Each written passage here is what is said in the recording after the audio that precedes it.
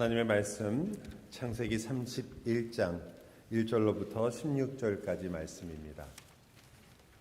하나님의 귀하고 거룩하신 말씀을 귀 기울여 들으시기 바랍니다. 야곱이 라반의 아들들이 하는 말을 들은즉 야곱이 우리 아버지의 소유를 다 빼앗고 우리 아버지의 소유로 말미암아 이 모든 재물을 모았다 하는지라. 야곱이 라반의 안색을 본즉 자기에게 대하여 전과 같지 아니하더라. 여호와께서 야곱에게 이르시되 내 조상의 땅 내 족속에게로 돌아가라. 내가 너와 함께 있으리라 하신지라.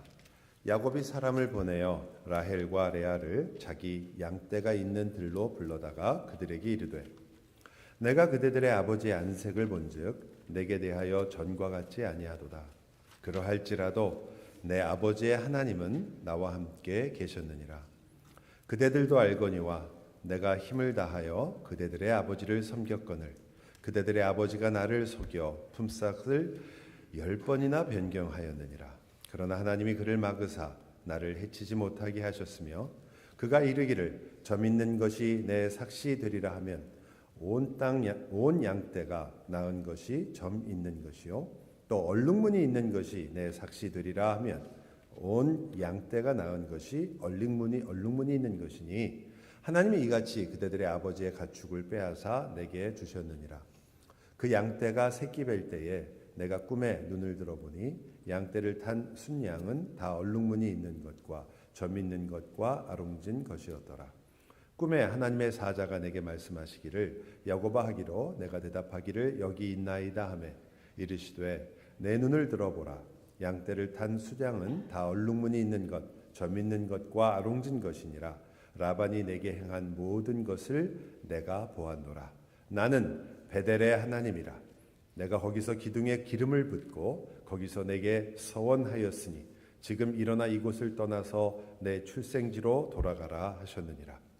라헬과 레아가 그에게 대답하여 이르되 우리가 우리 아버지 집에서 무슨 분깃이나 유산이 있으리요. 아버지가 우리를 팔고 우리의 돈을 다 먹어버렸으니 아버지가 우리를 외국인처럼 여기는 것이 아닌가.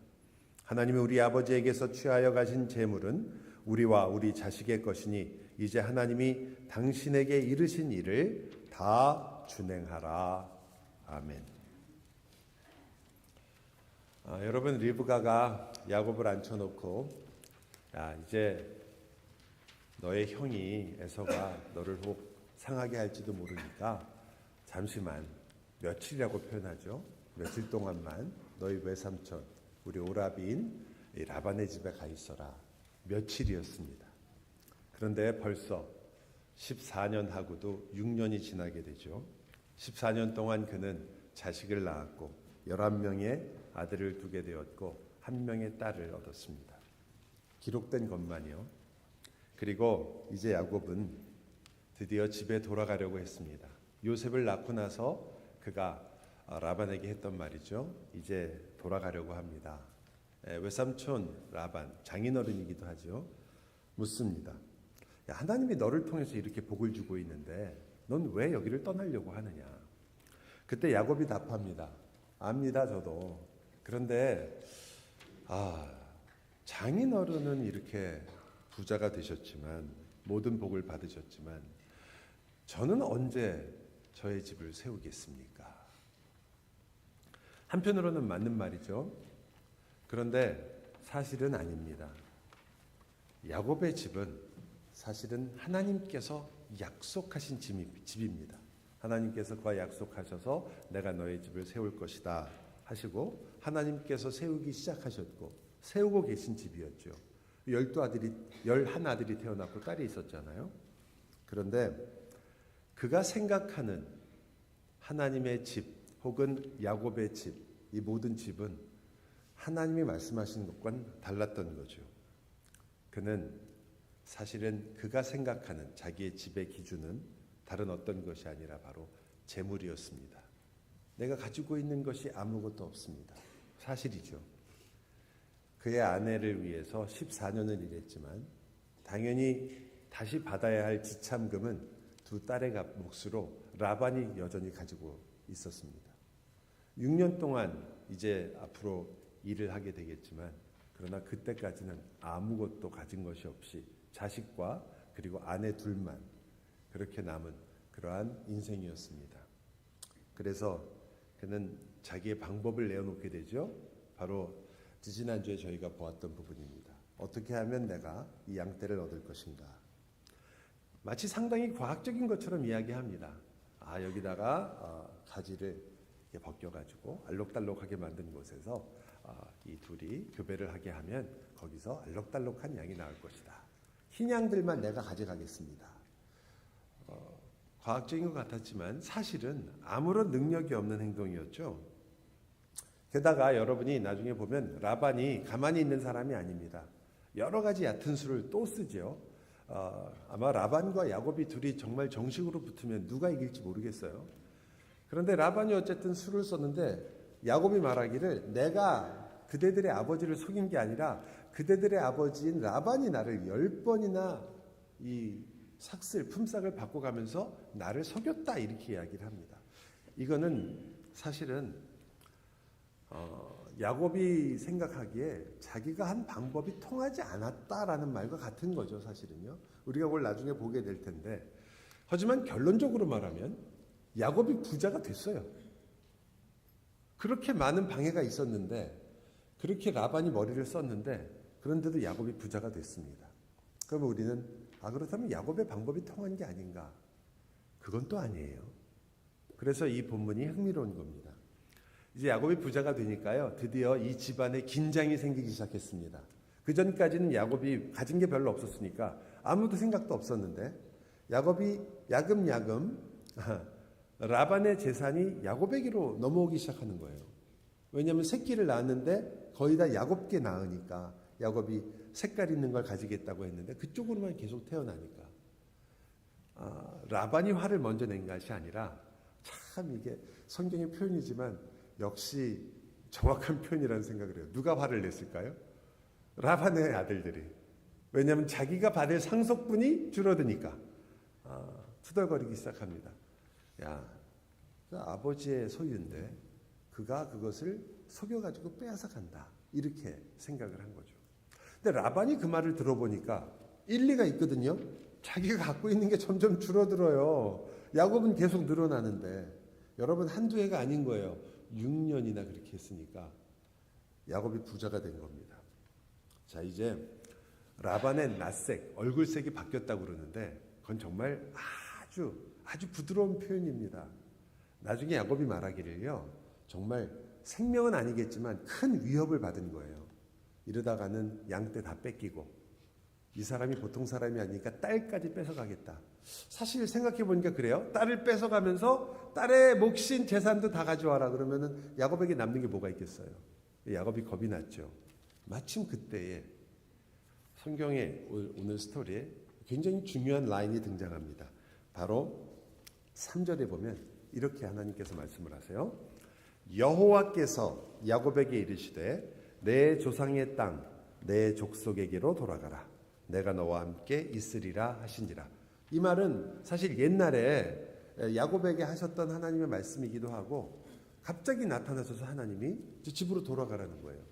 물론 여러분과 저는 그걸 읽으시면서 이제 하나님께서 가라고 하시는구나 라고 정말 이 순종하는 마음과 은혜로운 마음으로 읽으시겠지만 잘 생각해 보면 왜 6년이 지난 오늘 6년 전에 가겠다고 했을 때 하나님이 그때 보내주시면 될 거를 왜 6년이나 지나서 지금 갑자기 또 가라고 하시는가.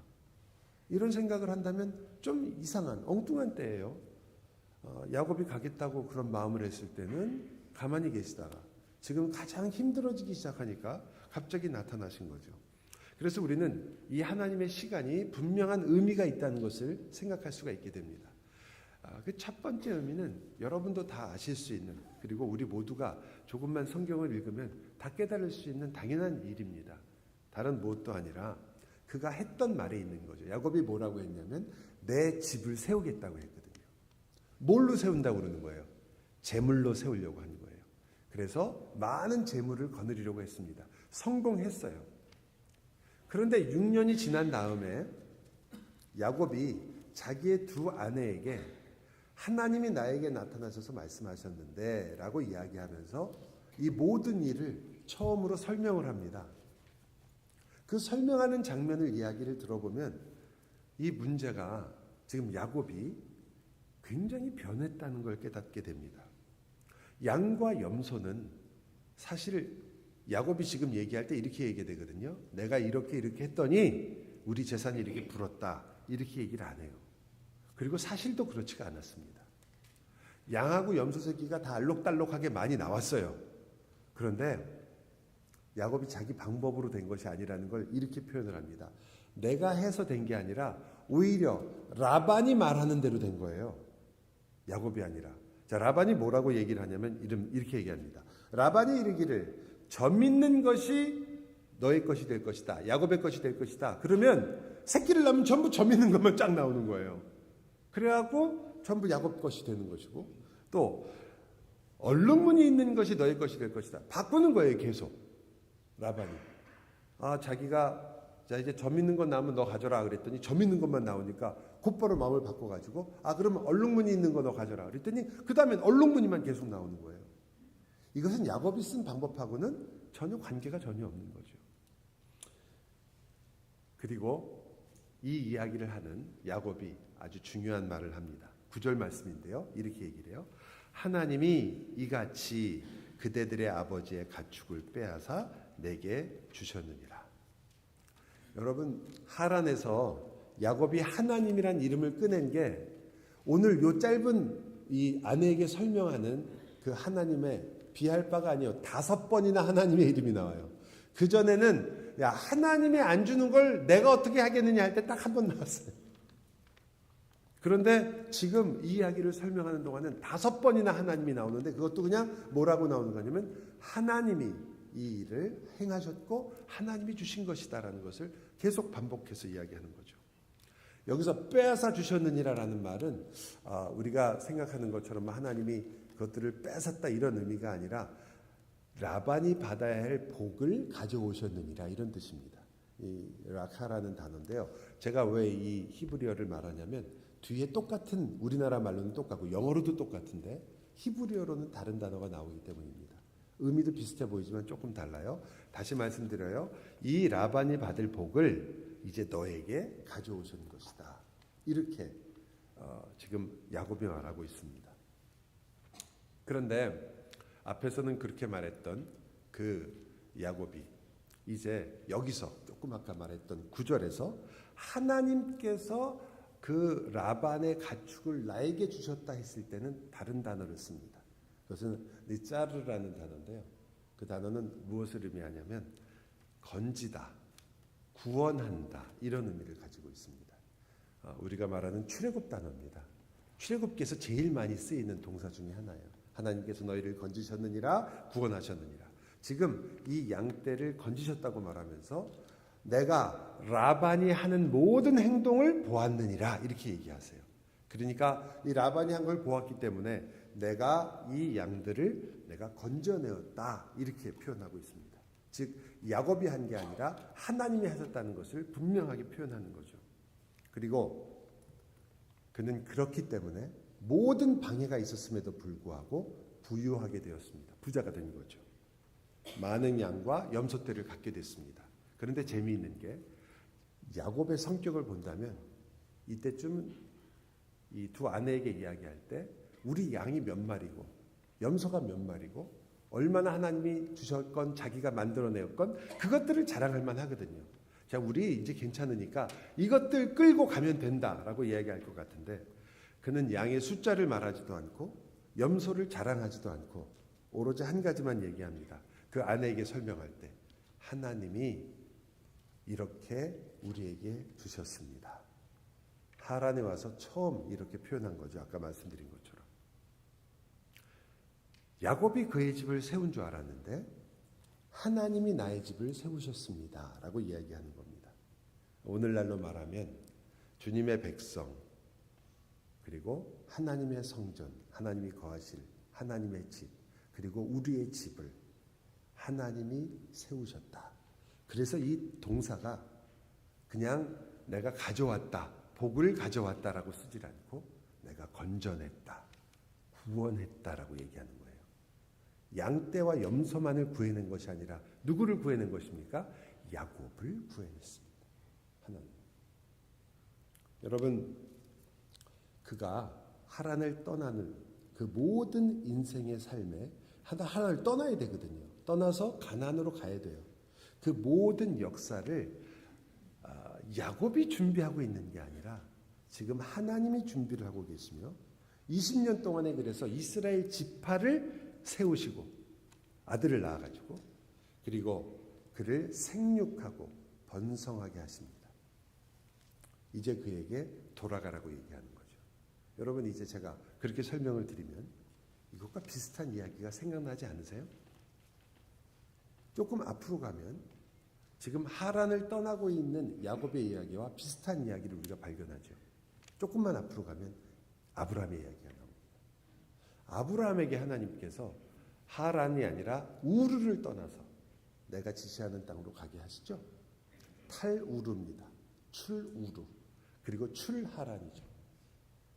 그리고 나서 그때 이야기는 아주 짧았고 거의 한 문장에 가까웠지만 지금 이번에는 하란으로부터 누구를? 야곱을 나오게 합니다. 출하란이죠. 훨씬 더 자세한 얘기가 나옵니다. 하나님이 이를 어떻게 계획하셨고 어떻게 이루어 가시며 무엇이 이루어지는지를 설명하십니다. 아브라함 이야기보다 훨씬 더 많은 것을 설명하시죠. 그러나 이 뒤에 나오는 이것과 똑같은 패턴의 얘기가 또 한 번 나옵니다. 언제죠? 출애굽의 이야기입니다.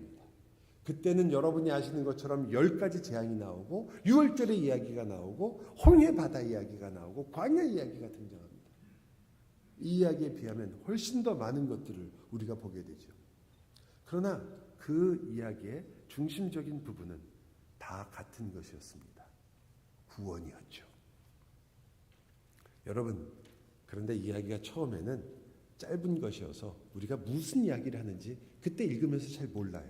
그런데 우리가 야곱의 이야기를 읽으면서는 조금 더 알게 됩니다. 그리고 이제 출애굽의 이야기를 알면서 하나님께서 지금 어떤 일을 하고 행하시려고 하는지를 보다 분명하게 알게 됩니다.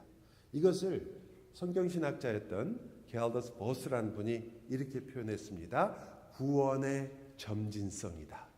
계시가 점점 더 문이 열리듯이 쫙 열려지는 겁니다. 여러분이 아시는 이 아담과 하와의 이야기에서 여러분이 아시는 것처럼 우리가 아는 게 있죠. 자, 이제 너희 이 사탄, 뱀을 상징하는 것과 그 뱀의 뒤꿈치를 여인의 후손이 물리지만 오히려 머리를 밟을 것이다. 그 이야기를 들었을 때 아담과 하와가 얼마큼이나 이해를 했을까요? 저희들도 그거 창세기 앞부분에 읽어서는 잘 몰랐죠. 그런데 그것이 결국 계시록 예수 그리스도의 모든 것이 완성되는 그 시간까지 이르면서 우리가 이 계시가 좀 더 분명해지는구나.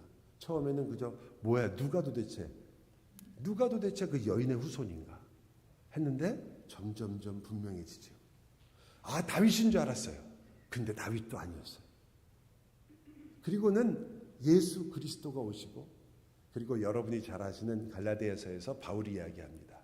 그때 그 자손을 여러 자손들이라고 얘기하지 않고 한 자손, 그 자손이라고 얘기하셨는데 그가 곧 그리스도다. 예수님이다.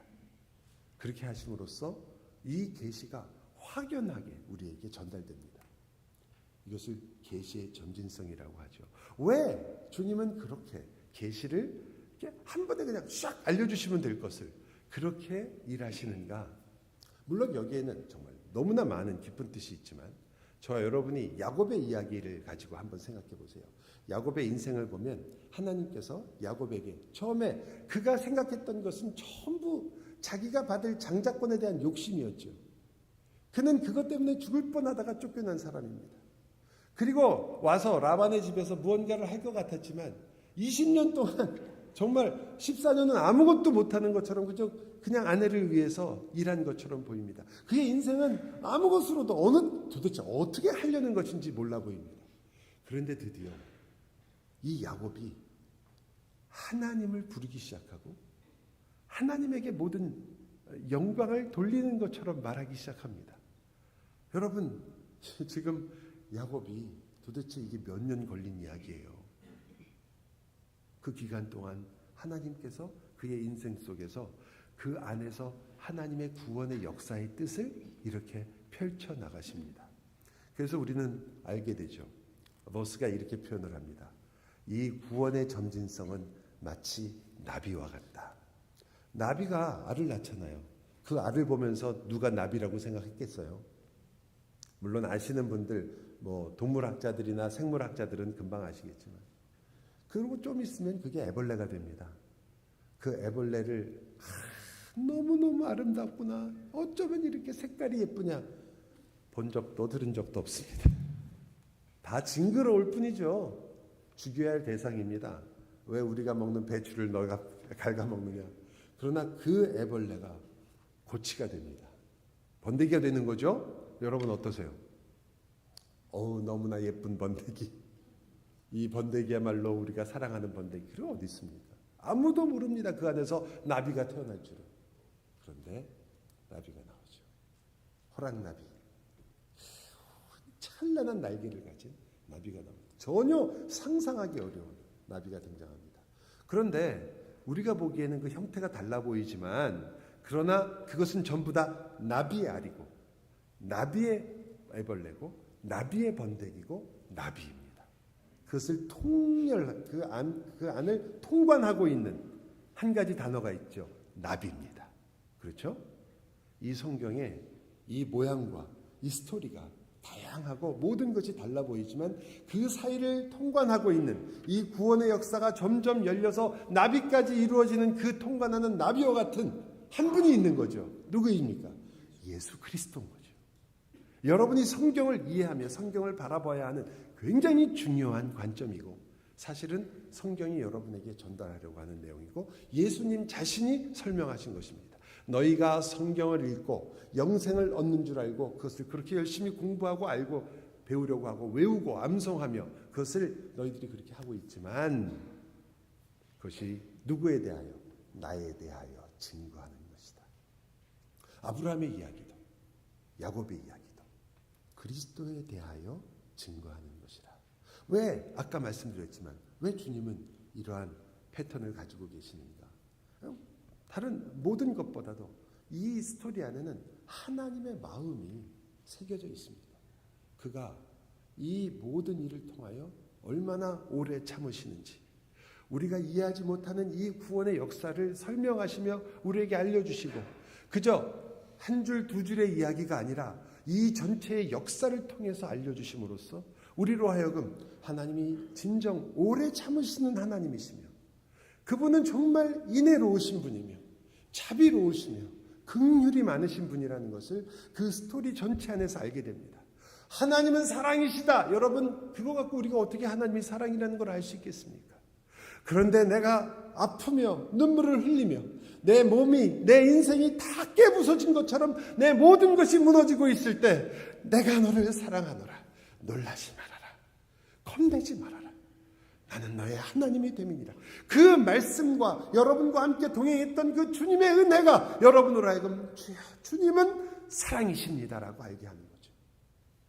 명제가 아니라 그 명제를 증명하는 하나님의 역사가 있었기 때문입니다. 그리고 그 역사는 누구에게 관통된다고요? 예수 그리스도의 스토리에 있습니다.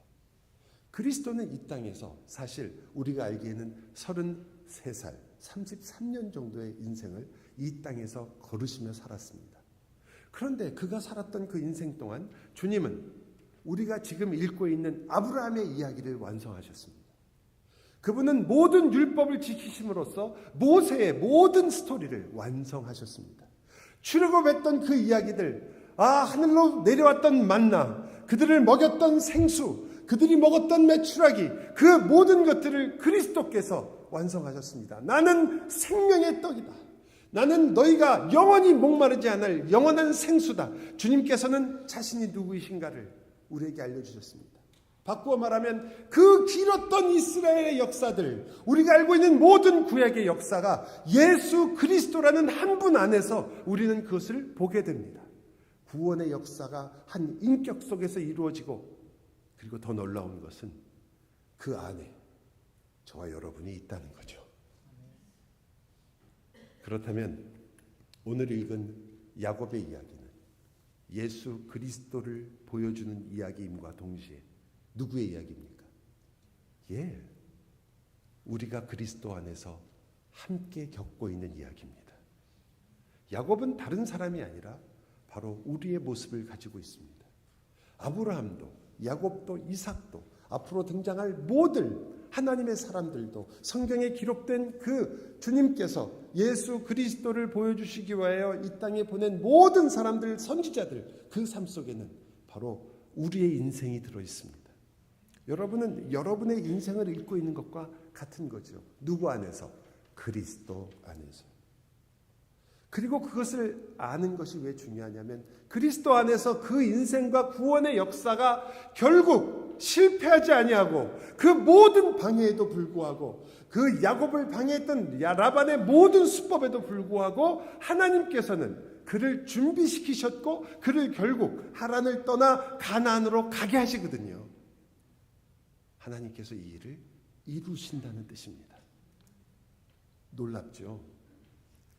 여러분은 여러분의 일기장과 여러분의 인생이 있는 분들입니다. 여러분이 살아온 과거가 있고 그 과거를 여러분 나름대로 기억하고 있고 어떤 것은 잘못되게 기억하는 것도 있고 어떤 것은 아주 선명하게 기억하시는 것들도 있죠. 가끔 저희가 새벽 기도를 마치고 나서 함께 교제하는 시간에 이제 남자분들이 한 테이블에 앉아서 얘기를 하게 되면 정말 전혀 기억하기 어려운 과거의 일을 뛰어난 기억력으로 이야기를 하고 우리 모두를 놀라게 하는 경우가 있습니다. 누구라고 말씀은 드리기 어렵지만 이상윤 장로님이라는 분이 계신데 뭐 군대부터 시작해서 남자들이 하는 많은 얘기지만 어릴 때 있었던 먹던 음식의 이름과 초콜릿 이름과 번호까지 기억하십니다. 그러면 굉장히 놀라죠. 자, 그분의 과거입니다. 우리 모두의 과거가 있습니다. 성경은 말하는데 그 과거가 여러분의 과거가 아니라 여러분의 인생이 그리스도 안에서 하나님께서 이 성경에서 보여주는 그 인생의 길을 함께 가지고 있다고 말하는 것입니다. 여러분이 외로워 힘들었을 때 여러분 홀로 외로워 힘들었던 인생의 과거가 아니라 사실은 다윗이 사울에게 쫓겨서 울며 외쳤던 주여 하나님이시여 이제 나를 버리시는 것입니까? 나를 어찌하여 홀로 두십니까? 라는 그 기도 속에 여러분도 있었다는 것입니다. 여러분의 인생도 그 속에서 같이 있었으며 여러분은 그 길을 같이 걸었습니다. 왜? 그리스도 안에 이 모든 말씀이 이루어지기 때문입니다. 여러분이 만일 여러분의 과거를 보는 눈을 정말 바꿀 수 있다면 그래서 내 과거 때문에 내가 이루어진 것이 아니라 사실은 그리스도가 그 과거의 주인이셨고 나의 인생의 주인이기 때문에 내가 지금 내가 되었다는 것을 깨닫는다면 여러분이 누구인지를 여러분은 훨씬 더 정확히 아시게 될 것입니다.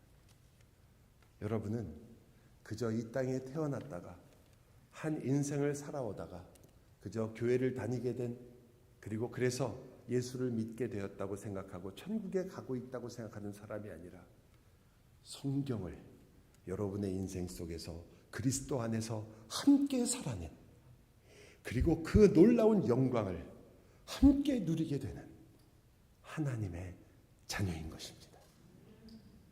여러분 이렇게 우리가 우리 자신을 볼 수 있다면 저는 우리 사랑하는 가족들과 성도들도 같이 볼 수 있다고 생각합니다.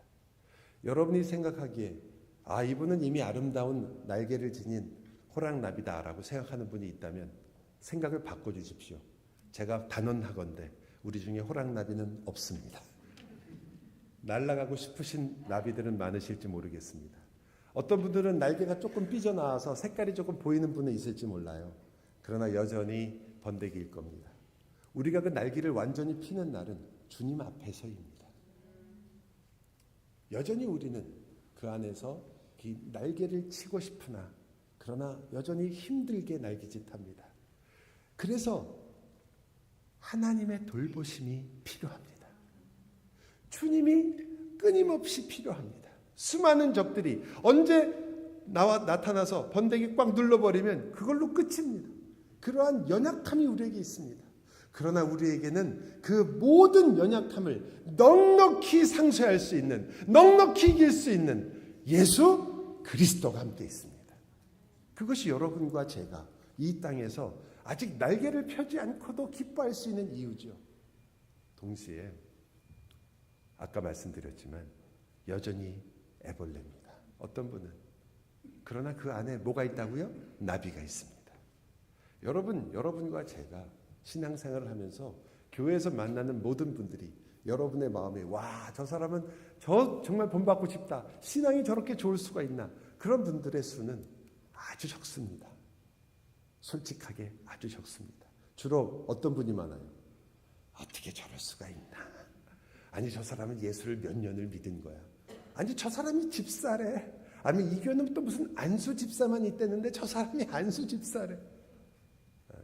이런 것이 훨씬 많을 겁니다. 여러분이 감히 저에게 와서 말을 안 해서 그렇지. 저 사람도 목사래.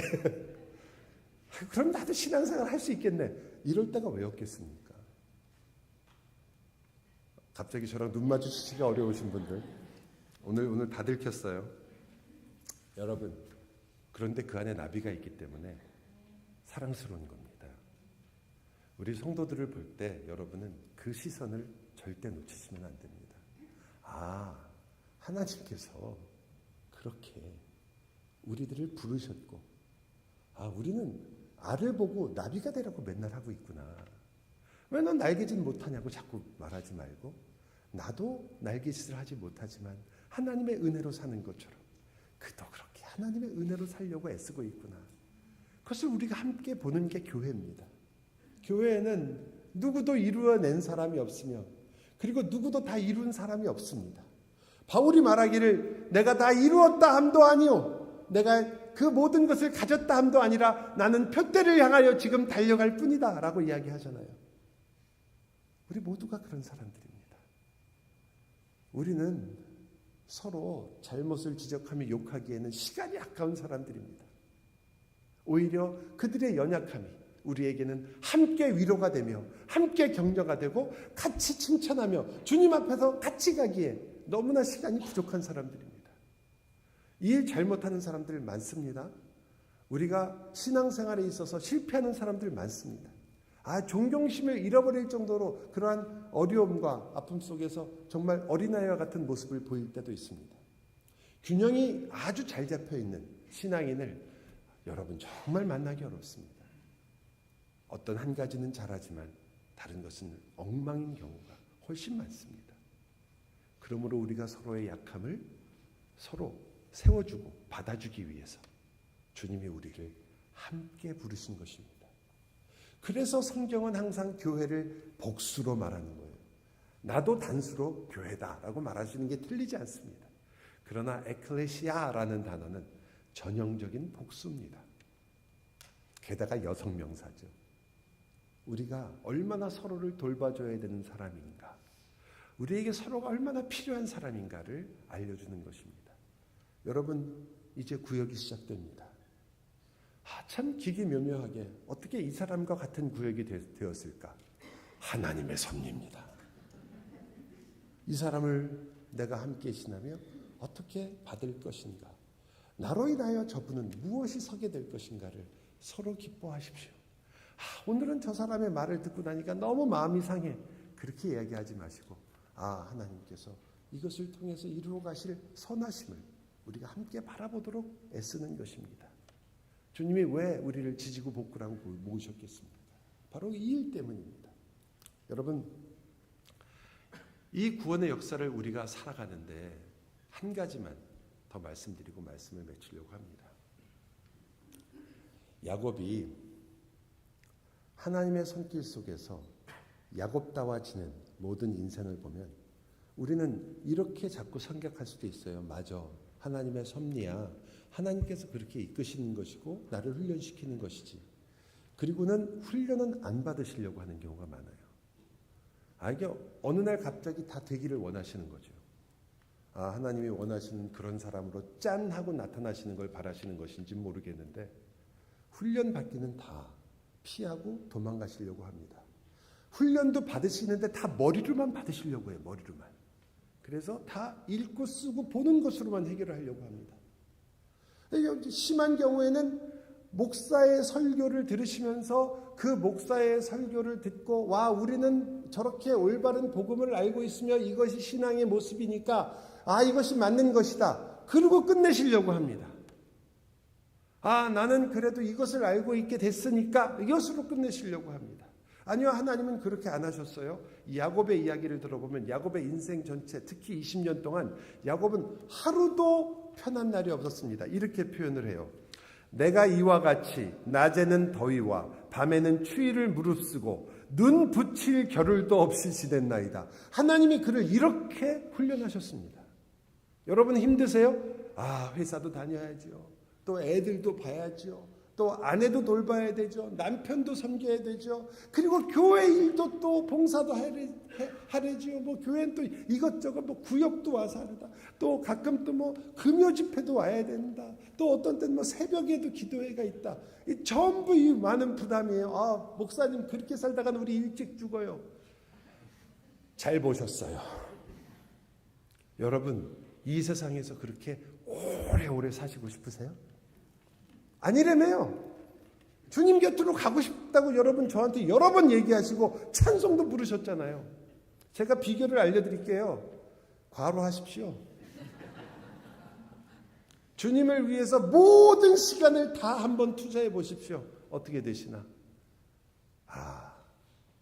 물론 이것은 제가 하는 말이 과장된 말이라는 것을 아실 것입니다. 그러나 옛날에 존 낙스는 실제로 그렇게 말했습니다. 나는 그저 썩어서 죽기보다는 달아 없어지기를 원합니다. 참 얼마나 놀라운 말입니까? 제가 따라하라는 말이 아니라 우리가 어쩌면 우리의 인생 속에서 가보지도 않고 그리고 해보지도 않으면서 하나님과 함께 그렇게 열렬하게 사는 인생이 어떤 것인지를 해보지 못하고 우리 인생을 마칠까 봐 좀 겁이 나긴 합니다. 내가 주님과 함께 가장 깊은 교제를 한 번도 나눠보지 못하고 천국 가서 주님과 무슨 얘기를 하게 될 것인지, 내가 주님을 위해서 사랑하는 성도들을 위해서 나의 시간과 마음과 물질을 한 번 제대로 사용해보지도 못하고 그저 나 사는데 바빠가지고 내일만 정리하다가 내 인생을 마쳤다면 그것처럼 안타까운 모습이 어디 있을까 겁이 나기는 합니다.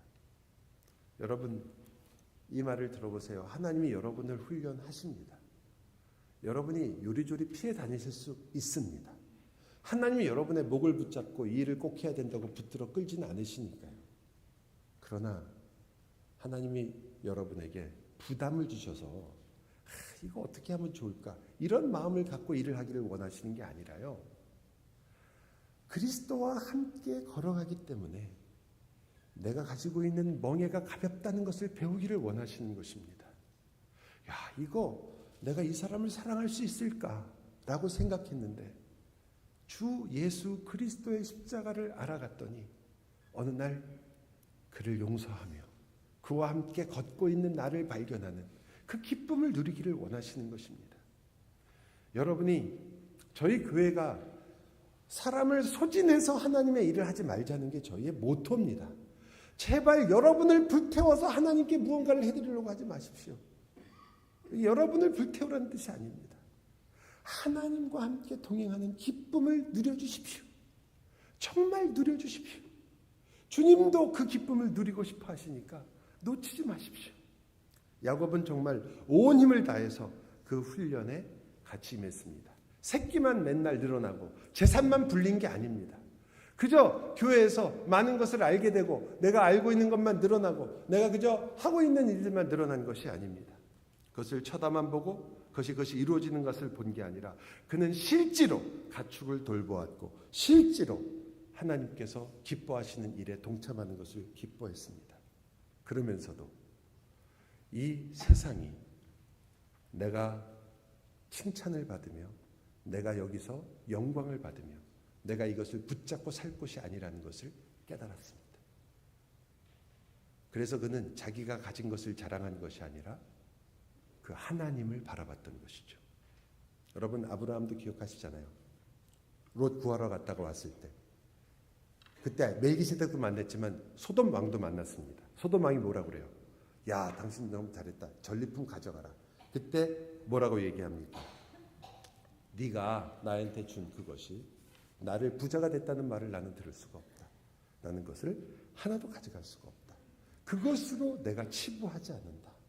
나는 하나님을 바라봤을 뿐이며 하나님과 같이 갔을 뿐이고 하나님이 나에게 주시는 것을 받을 뿐이다. 여러분, 신자는 참 재미있는 사람들입니다. 세상에서 엄청 열심히 일하는 것이 신자입니다. 사실 신자는 세상에서 게으르지 않습니다. 누구보다도 탁월한 인생을 살려고 노력합니다. 우리가 가진 모든 것을 다해서 정말 세상에 그리고 모든 사람이 보기에 정말 열심히 사는구나, 정직하구나, 그리고 이 땅에 있는 것들을 그리고 이 모든 것들에서 정말 이 사람은 상을 받아 마땅한 사람이다라는 생각이 들 정도의 인생을 살아갈 수 있고 살아야 할 것입니다. 그러나 그럼에도 불구하고 이상하게 그는 자기의 몫을 주장하지를 않는 경우가 많습니다. 좀 이상하죠. 무지 열심히 사는데 땅의 것에 빠져들지를 않습니다. 왜 그렇게 살까요? 이 어리석게. 자기가 그만큼 노력했으면 받고 사는 게 맞을 것 같은데. 그러나 그는, 그리고 야곱은 이렇게 살았습니다. 처음에 그는 에서의 것을 탐했습니다. 장자권을 가지고 싶었죠. 그런데 이제 어떻게 됐어요? 라반의 것을 돌보는 사람이 됩니다. 그는 우리 식으로 말하면 우리의 것을 가지려고 하는 것이 아니라 오히려 세상을 돌보려고 합니다. 자기의 것을 챙기지 않고 오히려 돌보는 사람, 그리고 하나님의 것을 우리 이 땅에서 어떻게 청지기처럼 우리가 관리할 것인가를 고민하는 사람이 됐습니다. 세 가지 때문입니다. 첫 번째는 하나님이 온 세상의 주인이라는 것. 그래서 모든 것이 하나님의 것이라는 것을 아는 신앙 고백이 여러분으로 하여금 이 세상에서 가장 여러분의 모든 은사를 다하여 살게 합니다. 열심히 살게 합니다. 여러분이 일하는 모든 것에서 여러분은 최선을 다하게 됩니다. 왜? 하나님의 것이라는 것이 여러분의 신앙 고백이기 때문입니다. 이 세상을 지으신 분이 하나님이요, 이 모든 것의 주인이 하나님이십니다. 그러나 동시에 그는 그것을 붙잡지 않습니다. 왜냐하면 나는 돌아갈 사람이라는 것을 또한 알기 때문입니다. 돌아갈 자라는 신앙의 고백이 그로 하여금 이 땅에 있는 것에 여러분의 마음을 다 빠지게 하지 않습니다. 여러분, 우물물은 길어서 마시면 시원하지만 그 안에 빠지면 죽습니다. 지혜로운 자는 우물에 빠지지 않습니다. 그 우물을 시원하게 마실 뿐입니다. 이 세상이 여러분의 끝이 아니라는 것을 알기 때문에 내가 돌아갈 본향이 있으며 나의 나라가 하나님의 것이라며 하나님의 나라인 것을 알기 때문에 우리는 이 세상의 것을 붙잡고 내 것이라고 마크를 새기고 그것에 빠져 살지 않을 수 있습니다. 우리의 신앙의 고백입니다. 마지막으로 우리의 신앙이 또 하나의 고백, 이 야곱이 그렇게 살 수 있었던 또 하나의 비결은 하나님이 온 우주를 지으셨는데 그 하나님 자신이 나의 기업이기 때문에, 나의 모든 것이 되시기 때문에 나는 부족함이 없다라는 것이 우리의 당당한 고백이기 때문입니다. 우리는 꿀리지도 않습니다. 부끄럽지도 않습니다. 가진 것과 안 가진 것이 우리에게 가장 중요하지도 않습니다. 건강하고 건강하지 않은 것도 우리에게 가장 중요한 관심은 아닙니다. 우리의 인생이 앞으로 얼만큼 성공하느냐 성공하지 않느냐도 우리에게 가장 최고의 관심은 아닙니다. 우리는 열심히 살 것입니다. 다른 사람이 놀랄 정도로 우리가 가지고 있는 하나님이 주신 달란트를 최선을 다해서 이 땅에서 그 무엇보다도 이 사회에 있는 다른 이들에게 베풀고 우리 모든 힘을 다해 살 것입니다. 그러나 우리는 우리의 것을 주장하는 것이 아니라 하나님이 우리의 모든 것이기 때문에 기뻐할 것입니다. 야곱이 돌아갈 길에는 베델이 있었습니다. 하나님은 베델의 하나님이셨죠. 그곳에서 야곱은 분명히 얘기했습니다. 이곳에 하나님의 집을 세우겠습니다. 야곱은 우리가 아는 것처럼 성전을 세운 적이 없습니다.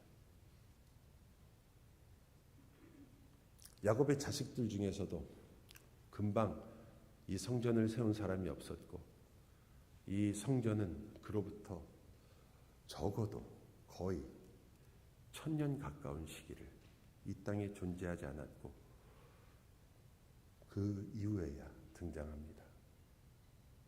성막이 있었고 성전이 있으니까요. 여러분, 그러나 야곱은 말합니다. 성전을 짓겠습니다. 여러분과 제가 이 신앙생활에 여러분이 원하는 것처럼 모든 것을 열매 맺고 가지려고 하신다면 여러분은 아마 보지 못하실 것입니다. 그러나 여러분은 성전을 짓는 사람들입니다.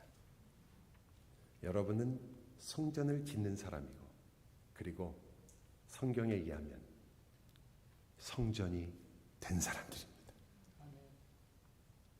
그리스도께서 여러분을 성전으로 삼으셨으며 베델이 되어주셨고 하나님의 집으로 우리에게 오셨기 때문입니다.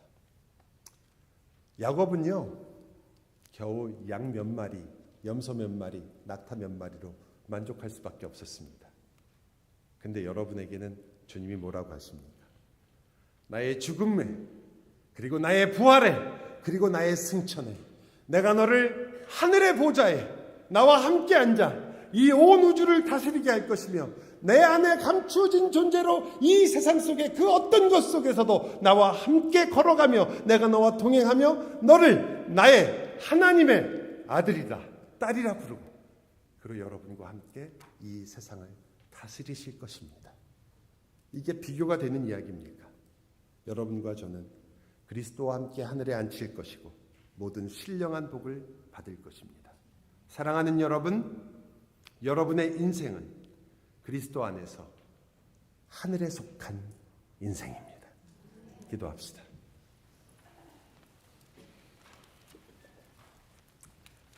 우리의 인생이 무엇인가를 주의 말씀을 통해 배우는 일은 우리에게는 기쁨이지만 또한 동시에 우리로 훈련의 길을 걸어가게 하는 길이기도 합니다. 사랑하는 주님, 저희가 피하지 않게 해주시기를 원합니다. 주님의 것이라면, 주님의 길이라면 저희가 피하지 않고 걸어갈 수 있는 용기와 지혜를 주시옵소서. 주님께서 우리에게 허락하신 것이라면 그것을 우리의 모든 것으로 삼을 줄 아는 기쁨도 주시옵소서. 주님께서 우리와 동행한다는 사실로 감사하며 기뻐할 줄 아는 하나님을 알아가는 귀한 신앙을 저에게 허락해 주옵소서. 주님, 야곱은 그렇게 주님과 함께 주님의 나라를 향하여 돌이켜 걸었습니다. 저희도 그 길을 함께 걷습니다. 예수 안에서 걸어가는 이 길이 아름답고 아름다우며 아름다울 것을 믿습니다. 사랑하는 성도들이 그 길을 기쁨으로 걷게 하여 주옵소서. 예수님 이름으로 기도합니다. 아멘. 다 함께 일어나서 찬양하겠습니다.